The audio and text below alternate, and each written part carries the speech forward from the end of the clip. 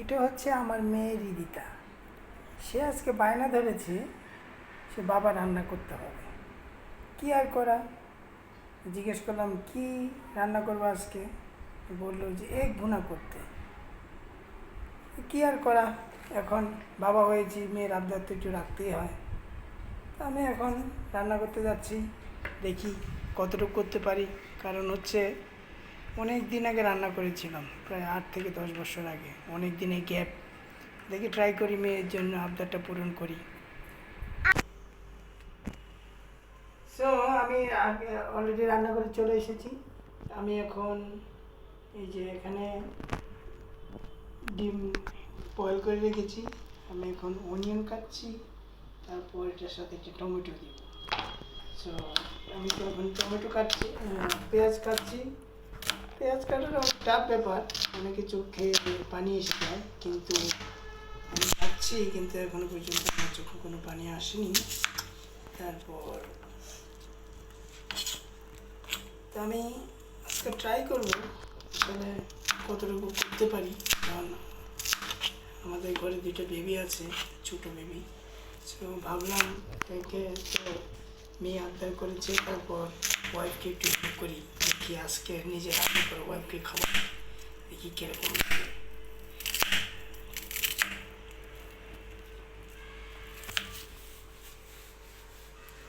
আমার পেঁয়াজ কাটা শেষ, এখন আমি টমেটো কাটবো, টমেটো কুচি করব, তারপর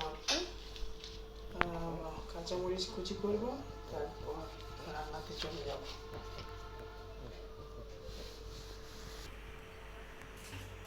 আমার টমেটো কাটা শেষ, এখন 2-3টা গ্রিন চিলি দিলাম ফ্লেভারের জন্য। আসলে এটা কোনো রেসিপি দেখে নয়, এটা আমার নিজের রেসিপি। এটা হচ্ছে আমার ওয়াইফের খুব একটা ফেভারিট জায়গা, clean kitchen stove. So I am going to dirty the mess this one. কারণ আমি জানি তারপর আমার বকাঝকা শুনতে হবে রান্না করার পরে, কারণ যেরকম ক্লিন আছে এরকম ক্লিনার থাকবে না। মাই ডটার, আমার মেয়ে, আমার মা, আমার খুব এক্সাইটেড হচ্ছে, বাবা রান্না করবে, অনেক খুশি। দেখেন দেখেন কী অবস্থা, সারাক্ষণ সে পিছে পিছে আছে, সে রান্না করে দাঁড়িয়ে আছে, দেখছে বাবা কীভাবে রান্না করছে। আমার রান্না শুরু হয়ে গেছে, তেল দিলাম, কড়াইটা গরম করে নিলাম।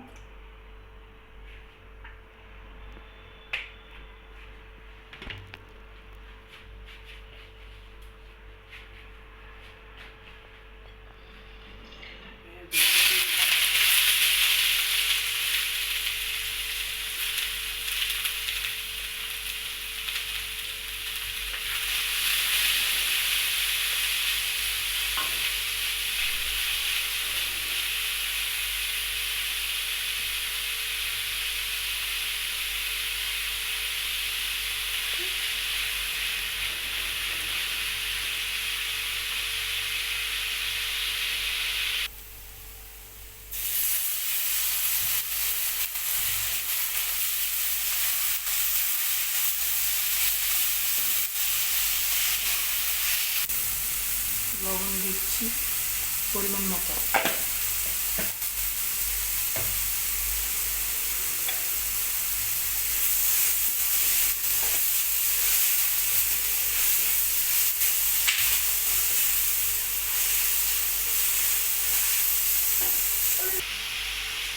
একে একে আমি সব মশলাগুলো দিয়ে এখন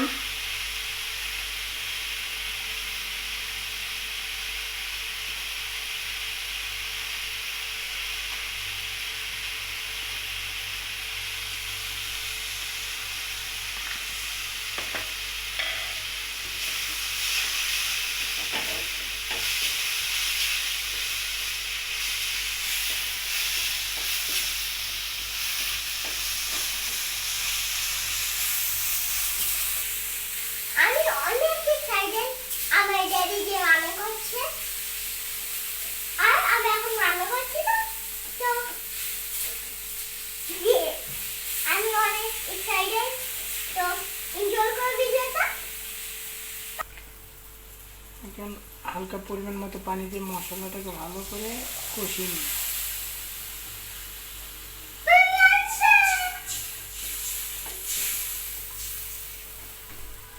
এখন আমি একে একে ডিমগুলো দিয়ে দিব আর দুটি কাঁচামরিচ দিয়ে দিব।